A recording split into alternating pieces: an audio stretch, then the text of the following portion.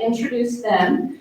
Our current board is Steve Garrison with Global Drilling Partners. He's the president.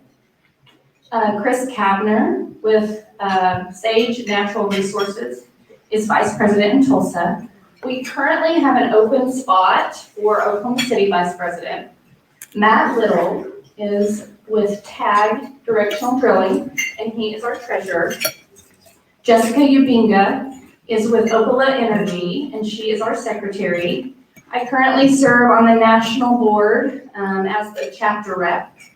And then we have some steering committee members in the room, which are Sammy Graham, Les Wald, Chuck Kinkus, Matt Hill, Cody Martin, and Scotty Turner. So that is your current board. And if anybody is interested in serving this next year, we are going to be doing elections at the end of this year. So you can get with any of our current board members and we will get you on the ballot, okay? So our next general meeting is going to be here on October 19th. And Torex is going to be discussing their automated metrology lab. Dustin Lyles is going to be speaking, so be looking for things, information on that. And then November 16th, TTS Drilling Solutions will be speaking. So make sure you mark your calendars for that. It will also be here. And then January 18th to kick us off for 2022, and I am hopeful that that year is going to be a game changer for all of us. Richard Spears will be here January 18th. One thing I really wanted, the reason why I am up here talking, because I need some sponsorships for our F5 event. F5 is Fin Feather Fur Food Festival. And they have them in other areas of the country. Houston has a huge one. This is our 5th year to have it. We are going to be at a brand new facility that is called Aspen Ranch. And it is up in Edmond. And it is a phenomenal wedding venue. And you need to bring your wives to this event. It is gorgeous. Maybe you guys can have a party there or something, anniversary event. But it is phenomenal, and I am needing cook teams. And what that means and what I'm asking for is service companies or operators to come in and you cook a fin, a feather, or a fur. And you are judged on that dish. And then you actually, as attendees, get to taste test all the food that is there. We only have 5 companies currently registered. And those are Baker Hughes, Reed Hycolog, KLX, KSW, New Park, and Schlumberger. The other thing that I need help with for anybody that is not currently cooking, I have contacted, unfortunately, Steve Rice with No Justice has a conflict, but Travis Kidd is another red dirt artist. And he has a pretty fun playlist for classical country, or classic country, and classic rock. His name is Travis Kidd, and he has said that he's available, but I need money to get him here. So I have 2 sponsors that are already committed, which is the Petroleum Alliance and LA Pipe have already committed to me. So if you guys are able, even if it's $250, just consider helping us get this live entertainment at this. And then make sure you blast a invitation or anything. It's a free event. It's so much fun. And send out to your customers and encourage them to attend. So that's just a little, my plea for sponsorships. I know it's really hard out there, guys, but surely $100, $250 you could spare. So come see me afterwards, and I will blast you via email from your registrations as well. So I'll turn it over to Matt.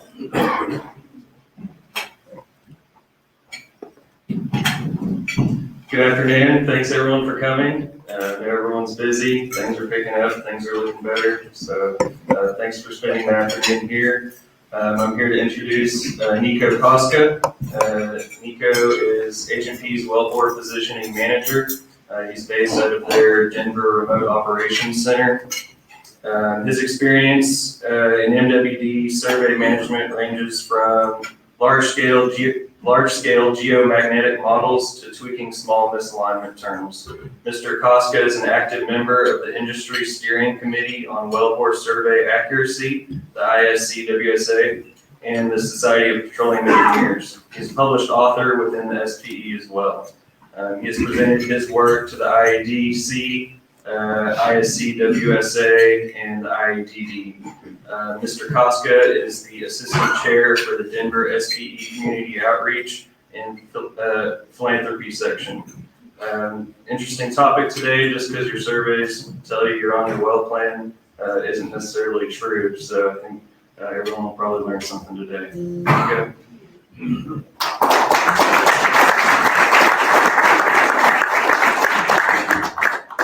All right, thank you. And thanks everybody for coming. I really appreciate it. My friends get really bored when I talk about this, so it makes me feel good when, this many people show up. I also want to say thanks to the AADE. They don't usually let me in places this nice, so I guess I'll have to keep doing some presentations. So today we'll be talking about survey management, wellbore positioning, and essentially just placing a well and how to place it well. Survey management all starts with the desire to know your wellbore, knowing where it is, knowing where it started, and essentially knowing how it got there. This isn't really a new technique that's being used, it's just being talked about a lot more now.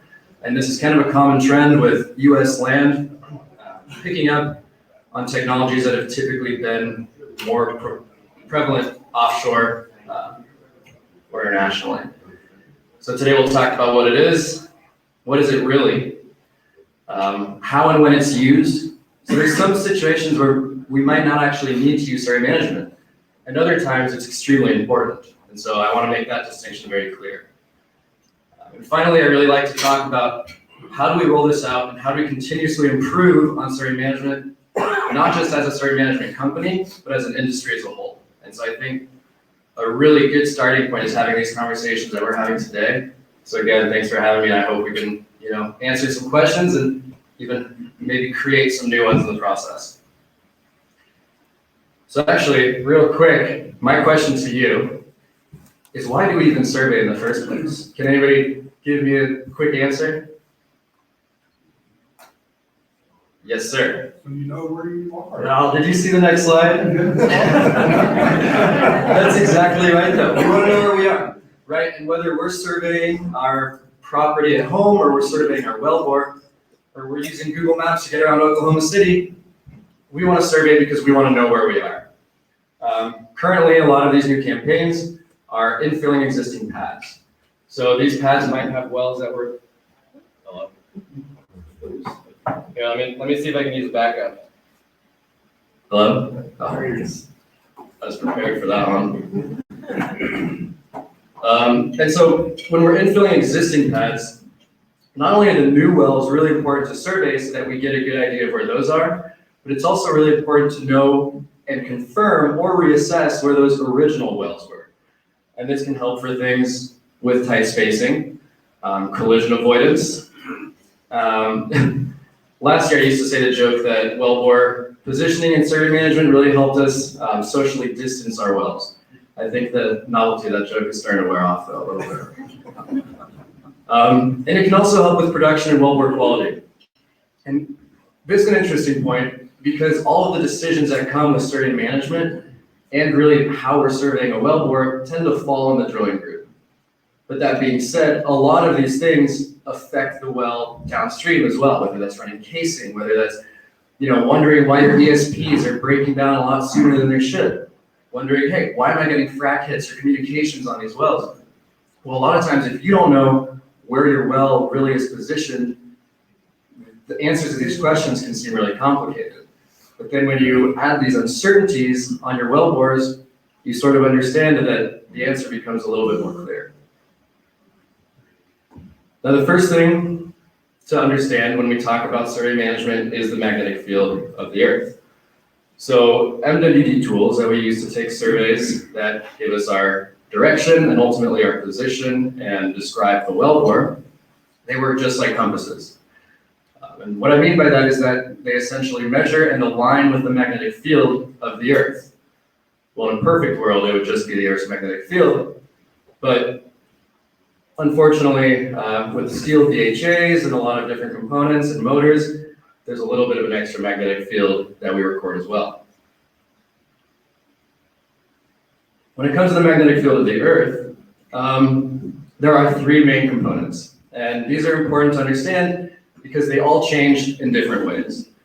The first component of the magnetic field, we call the main field, and this is due to the outer core of the Earth that has all this molten magnetic material that's sloshing around and creating this nice magnetic field around the Earth, prevents us from burning up from cosmic rays and different radiation.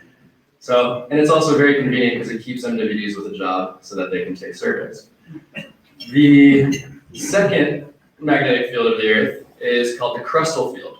And this is more localized. This is due to local geology and deposits. And in fact, that's what this image is showing. And on the top right corner, I'm not sure if you can see it, there's a big spike. And I believe that's in Ukraine, and there's just a big deposit of magnetic material. And so if you're drilling in that area, you would expect a bit of a different magnetic field than if you're drilling in one of these blue regions here where the magnetic field is actually quite low. The third component of the magnetic field, which is the most fun one, but the one that we'll probably talk about the least today, is called the disturbance field. And this comes from the sun. And there's these ejections that come from the sun, essentially solar flares, and they get captured in our atmosphere. And there are ways to correct these in real time, but it's a little bit tricky because they're extremely hard to predict. They're very unpredictable, pretty random, but they're also very beautiful. They're what gives us the northern lights, or the southern lights if you're in the southern hemisphere in Australia. All this to say that measuring this data well will essentially tell you where your north is. Once you know where your north is, you know how accurate your real heading is, or your azimuth as you're drilling. And so better data means making better decisions. And so once we measure this magnetic field, we can create what's called magnetic models.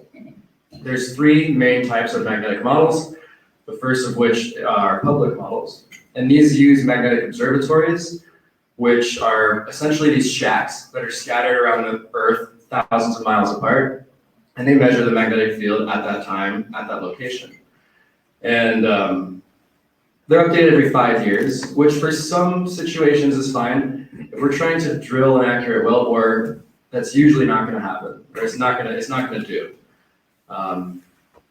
You're essentially trying to predict what's happening 5 years in the future and extrapolating this time variance out.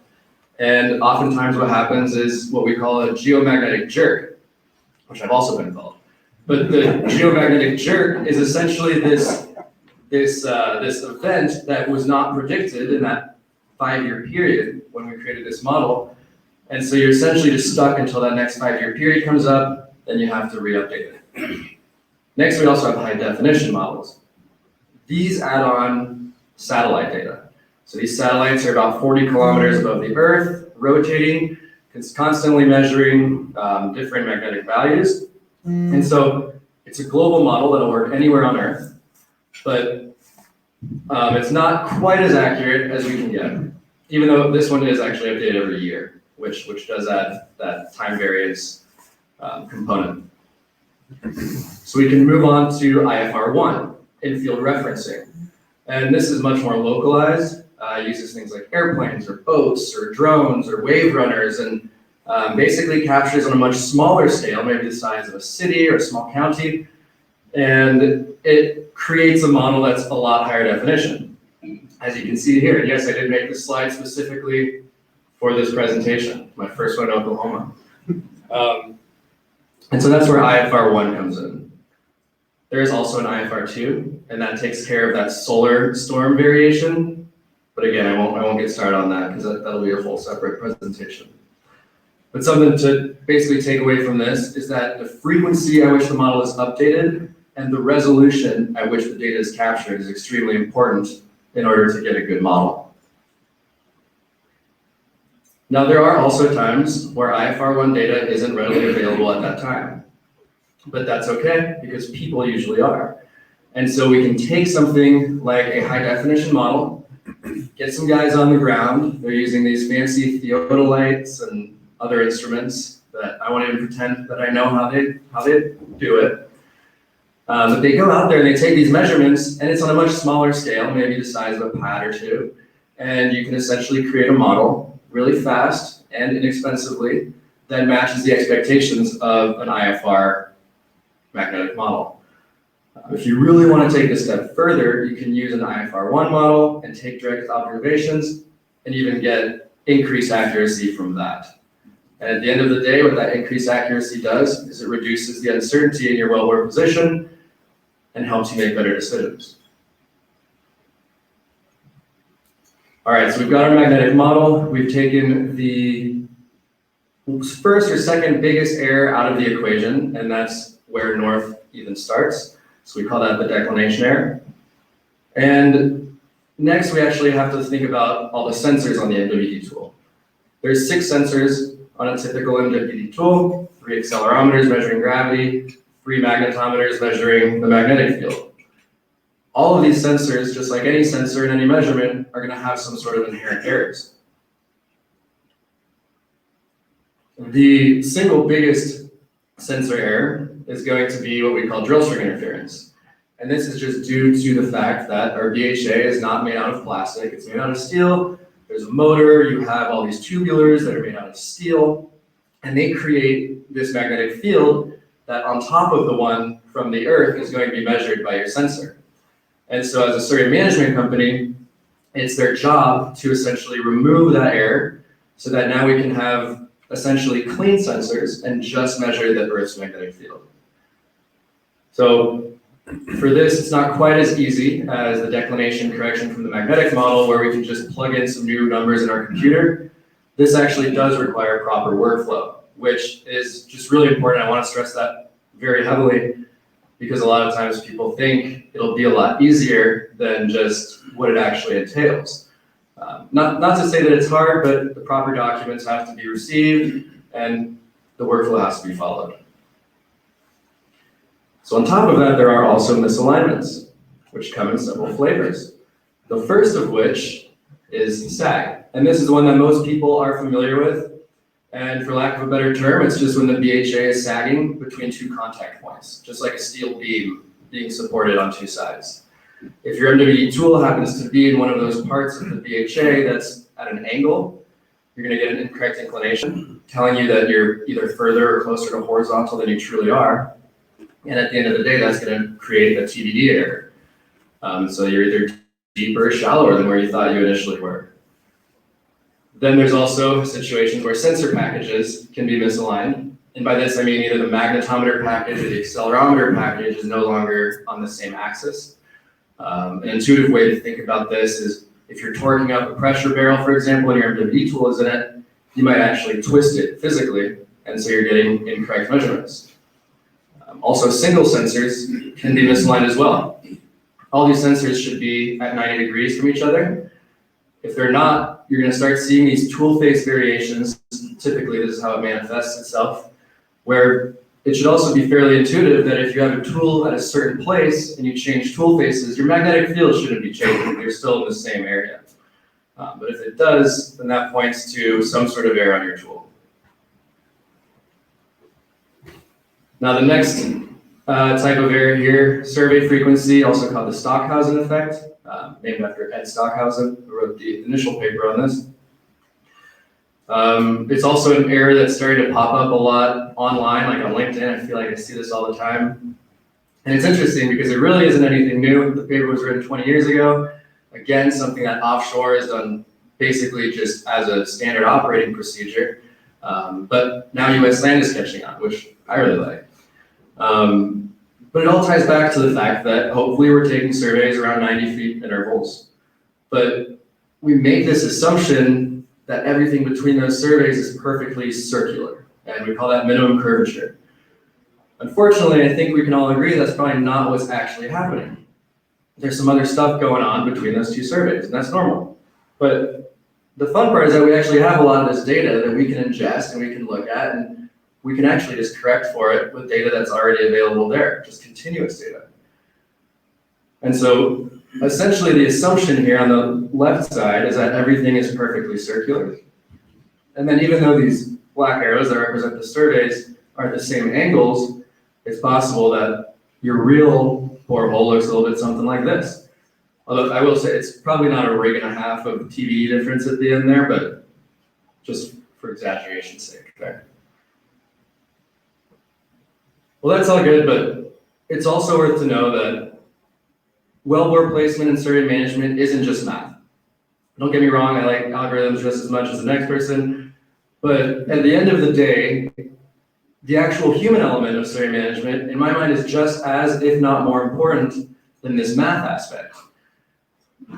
Computers are really good at automating things. They're really good at running algorithms really fast, but humans are really good at QCing data, making sure this data makes sense, making sure the well that's supposed to be drilled in Oklahoma isn't in the middle of the Antarctic, right? I mean, and that's so easy to do. You put a negative sign on your latitude, or you put an extra zero at the end of your north, whatever it may be. Computers probably won't catch that. But actually having a human interpretation of all the data is extremely important.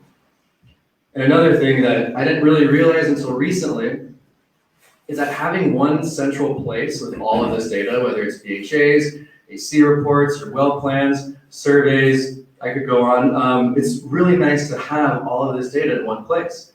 A lot of times it's just scattered across different companies, different service providers. And having a single area where you can just say, hey, I need this well plan from 2018, do you have it? And being confident that it's somewhere safe is really nice. So another thing as a survey management provider is that you tend to have these somewhat tricky relationships. The paying customer isn't oftentimes the customer that you're in communication with day in, day out. And that could be a good thing, but it's also sometimes difficult to maintain those relationships and keep a good, good relationship on both sides. Which I think is why it's so important to kind of create this culture of transparency and education, just like we're doing right now. Hopefully we have some good questions and we can kind of talk about what's happening. Because at the end of the day, we don't want to be a black box that just numbers come in and things come out. We don't want to be the man behind the curtain, which is, we actually interviewed somebody and they said, oh yeah, we've worked with you before in the past and we always just saw your man behind the curtain like in Wizard of Oz, right? Well, we don't really want that. We want to be able to explain everything and have an open discussion with people about what it is that we're doing. I also like to sort of call it always available but never overwhelming, which essentially means if there's ever a question, it's really important to be able to be there and answer it. But on the other hand, you don't want to say, hey, I just got a survey, I just want to let you know. I mean, you don't want to overwhelm the client with all of these just not important,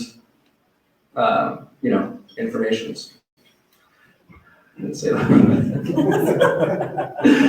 And I also like to call it management by exception, which really just means if everything goes well, you'll hear from the survey management company at the beginning of the well and at the end of the well, and it's really just with data that says, hey, you should already have all these corrected surveys, but here they are just in case for your records, and then see you on the next well.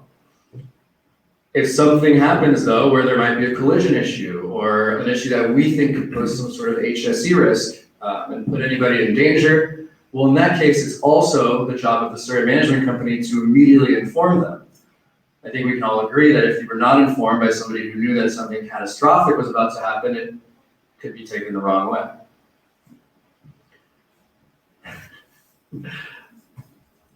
I swear I wasn't going to do this, but so in conclusion, better data, better decisions, Papa John's.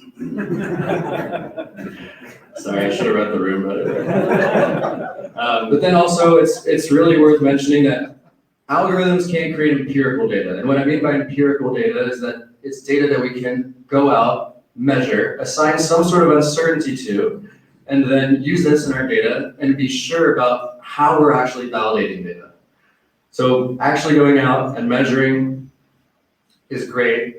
And I also don't want to hate too much on algorithms because again, like I said, they are very, very useful for what we do. and they're necessary in some situations. And finally, just to kind of reiterate, this culture of just radical transparency, communication, educating people, and having these open discussions, I think is going to be really necessary for our industry moving forward, not just for survey management, but for all different types of services. So again, thank you, and I hope you have some questions.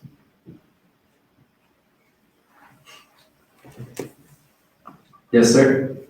15 years ago, we started doing this. And compared to today's technology, how far off were we on those little?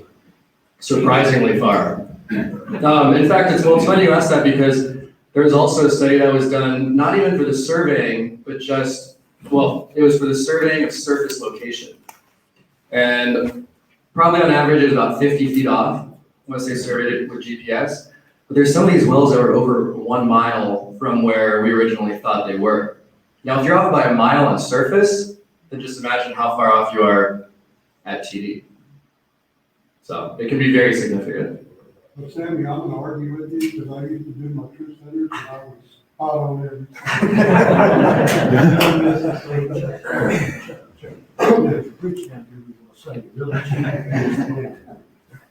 If you were running when I did, you would appreciate it. Nico, how much pushback do you guys get from the operator on, your quality control, your quality of your surveys? So I'd say very few on the quality of the surveys. The pushback we have received in the past is usually just people getting used to doing something new, which is always a little bit difficult to get people on board with. But as the years have gone by, people have sort of started accepting this and trusting, because also a lot of the methods that we use are peer reviewed. We're very much, out there presenting our findings and being very open with what we're doing.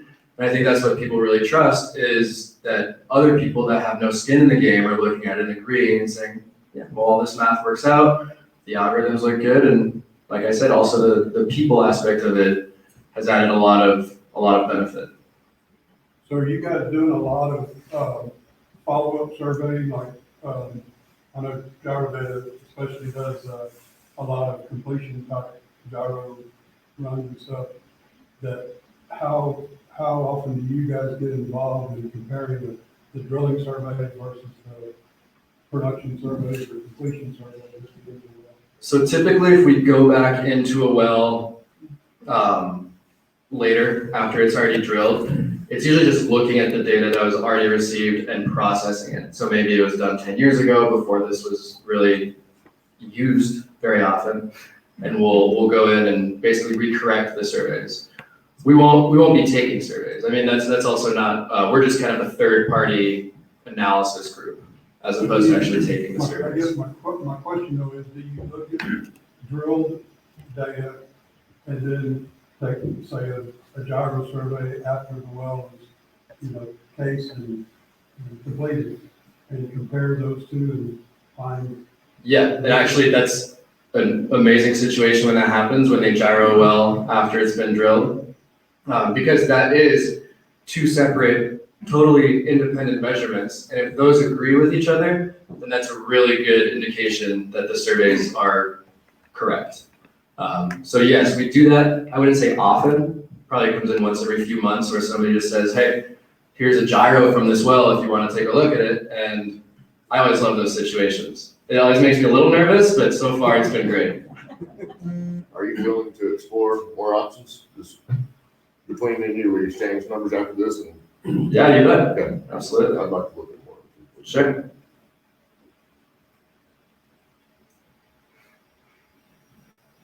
Nico, what's one piece of advice or something you learned that the drilling engineers should be thinking about, or should, what's a mistake that's commonly made, but we don't necessarily realize it when we're drilling wells that would help if we thought about it on the front end? Well, I think the main thing that a lot of people are becoming more familiar with, but realizing that line on paper on your well plan doesn't really represent your well. So I've had this conversation with a lot of drilling engineers where they say, hey, this looks like now I'm crossing this lease line. And I'm like, okay, well, from a standpoint of, a regulatory committee, yes, you might be crossing that lease line, so let's steer you in the right direction. But what I think people need to understand is that there's all of this inherent uncertainty. And that line on that paper could be 100 feet off. So you might have crossed that lease line way long ago before you even started survey corrections. Or maybe you have plenty of space. But it's something that I hope that either regulatory agencies or drilling engineers will start understanding that maybe that lease line needs to be more of like a lease cloud, right? Where there's kind of different levels of uncertainty to it, and the same with your wellbore. Because there's no point in saying, well, I'm not going to use survey corrections because the survey correction said I crossed the lease line, but my uncorrected surveys said I didn't. Well, you're probably across that line, but now we're just kind of fudging the numbers to make the regulatory agencies happy. But I understand, but I think there just needs to be kind of a paradigm shift there.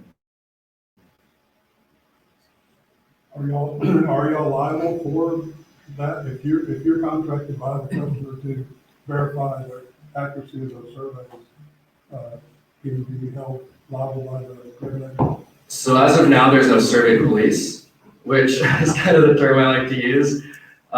So it's really up to the customer if they want to use the surveys, which surveys they would like to use. So no, the liability does not fall on us. If somebody on the next lease over questions it, then it becomes an issue, right? Right. Well, yes, we've had situations where people ask us to basically survey both, because it's a third-party company. That is sort of your duty, right? I mean, it's your responsibility to be as objective as possible. Yes. So you've done a lot of work sort of in the last decade educating drilling engineers on survey uncertainty and errors. How far do you think you're actually penetrating into reservoir groups and geology for them to understand how uncertainty in the ellipsoids affects their modeling? So that's actually a very good question, because oftentimes it is geologists that'll come up to us and say, hey, the TBD isn't matching from my geo model to the actual surveys. Now we need to look into this as a group. So that's a really nice time to kind of get further from the drilling group into different groups. But sort of how I mentioned in the beginning, it is a bit too bad that the responsibility for making these decisions regarding surveying always fall on the drilling group, even though they have all this ripple effect all the way down to production. So I'd say the conversations are, again, typically with the drilling group, but occasionally with those next ones. Yeah. Further downstream, I guess. What kind of lag time is there from when you guys get the survey from the NVIDIA tool until you have a corrected survey to be able to send to us? So I mean, most of the lag time is just pumping up that survey, which, well, isn't really lag time because you can pump it up while drilling ahead. And once we receive the survey, it's typically a matter of a minute or less. Again, because we do trust the algorithm quite a lot, but there always still has to be that human element of analysis. You just can't automate the entire process. Which is actually another good point to bring up, is that there has been products that have been kind of this off-the-shelf product that you just throw your surveys in and just let it do the work and then get them back. But there needs to be another sort of shift there to realize that you can't, at the moment at least, really have an off-the-shelf product that gives you a quality survey correction all the time. Maybe if you're drilling an extremely easy well, you can essentially automate the whole thing. But in 90% of the situations, having that element of human analysis, knowing what parameters are able to be resolved at which orientations and what behavior is really crucial.